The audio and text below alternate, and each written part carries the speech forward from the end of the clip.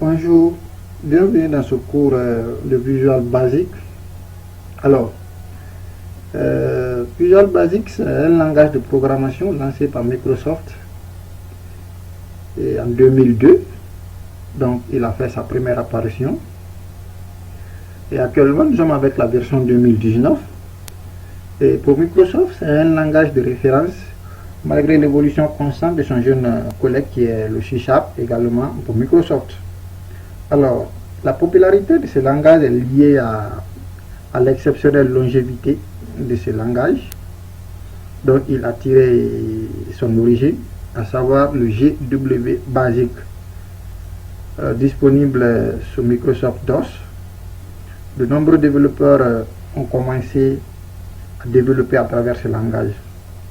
Alors, le but de ce cours est de vous proposer des contenus clairs et de vous présenter également ce langage afin de vous permettre d'exploiter au mieux ses fonctionnalités. Après l'apprentissage des bases, nous allons aborder la conception graphique, la conception des applications graphiques, bien sûr. Ce cours est divisé en des chapitres. Donc nous allons commencer avec le premier chapitre. Ce premier chapitre porte sur la présentation de la plateforme .NET. Alors, la plateforme .NET est un ensemble de technologies et d'outils facilitant le développement d'applications. Et cette plateforme propose plusieurs types d'applications, à savoir les applications Windows classiques, des applications web, des applications services Windows, des applications services web. Alors, le développement de tous ces types d'applications est possible grâce au framework .NET. Alors, c'est quoi le framework .NET? Le framework .NET est un ensemble de couches logicielles superposées qui vous donne l'intégralité de la vie d'une application, du développement jusqu'à l'exécution. Alors, le premier système d'exploitation compatible au framework .NET, c'est bien sûr le système d'exploitation Windows. Mais avec les autres systèmes d'exploitation, comme par exemple Linux ou Unix, il y a des versions disponibles pour ces systèmes d'exploitation. Alors,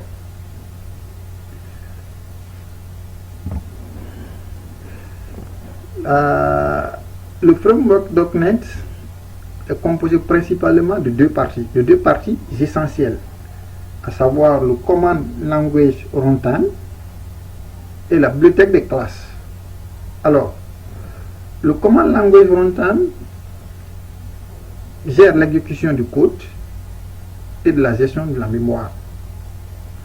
La bibliothèque des classes est un ensemble de classes utilisées pour le développement d'applications. Alors, et la bibliothèque des classes est le Base Class Library. Et Ado.NET XML nous permet l'accès aux données à travers une base de données. Et le type d'application que nous voulons développer, soit une application web ou une application Windows Form. Alors,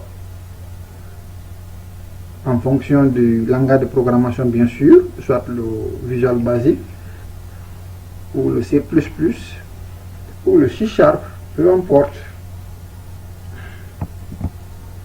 Alors, le principe de fonctionnement du Command Language Runtime. Le Command Language Runtime, dans les applications Windows traditionnelles, le système d'exploitation prend en charge l'exécution du code. Et le code est généré par le compilateur associé au langage de programmation. Et le résultat de cette compilation correspondait à un fichier binaire qui contient le code de cette compilation qui était pour le microprocesseur ou le système d'exploitation. Alors,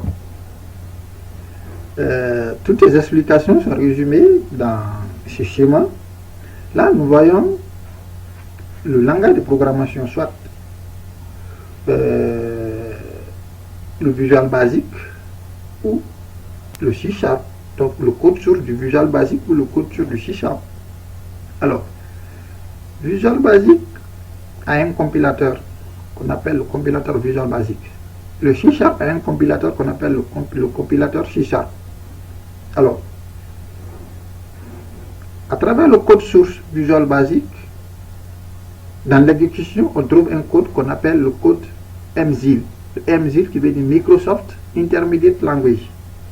Alors, la machine virtuelle, à travers son compilateur qui est le JIT qui veut dire JOS Intern, prend le code MZIL pour le convertir en code natif, le code natif qui est compréhensible par le système d'exploitation ou par le microprocesseur. Alors, la machine virtuelle ne se contente pas seulement de la traduction du code MZIL. Elle assure également le code manager, donc celui qui est là pour gérer le code MZIL. Ce qui sous-entend qu'un certain nombre d'opérations supplémentaires seront réalisées sur le code au moment de l'exécution. La figure ci-après nous donne l'ensemble des fonctionnalités du code MZIL. Alors, le code MZIL est composé de la classe loader. Il gère le chargement en mémoire des instances de classe. Le Build to Native Compilers. Il convertit le code intermédiaire en code natif.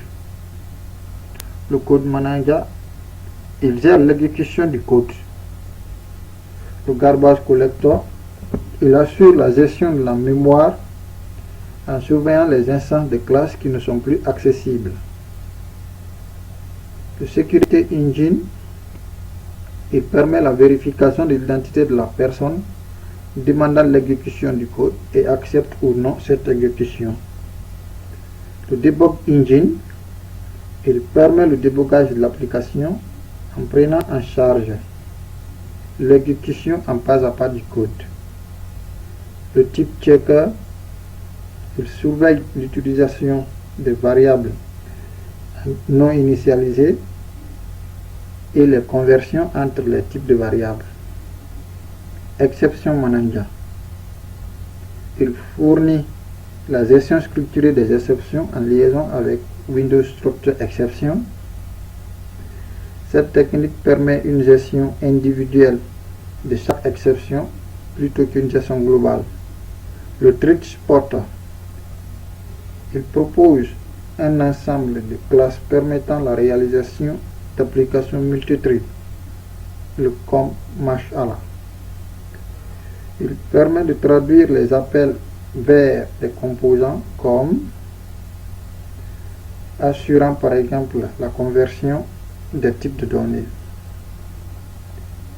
Le Base Class Library, il fournit l'accès aux services disponibles sur le système d'exploitation hôte. Alors, la Base Class Library. Le framework .NET met à la disposition des développeurs un ensemble d'outils lui permettant d'obtenir une solution rapide à une majorité de problèmes rencontrés lors de la réalisation d'une application. L'élément essentiel dans cette hiérarchisation est l'espace de nom, appelé namespace. Il permet le regroupement logique des classes ayant des points communs. Par exemple, on trouve dans le namespace system.doc, system.doc, system.data, toutes les classes utilisables pour l'accès aux données, ou soit aux pages de données. Alors, les namespaces les plus utilisés sont le namespace system. Le namespace system, c'est le nom d'espace racine pour les types de données dans la classe .NET. Il contient notamment la définition des classes objets, qui est l'ancêtre de tous les types de données du framework .NET. Le système.windows, il contient l'ensemble des éléments permettant la création d'interfaces utilisateur Windows. Le système.web, il contient toutes les ressources nécessaires pour la création d'applications web, avec par exemple les classes de technologie ASP.NET et les classes utilisables pour la création des services web XML. Le système.data, il contient un ensemble de classes spécialisées dans l'accès aux bases de données, avec le support de Ado.NET. Le système XML. Le langage XML est devenu omniprésent et cet espace de nom contient les classes assurant la manipulation des documents XML.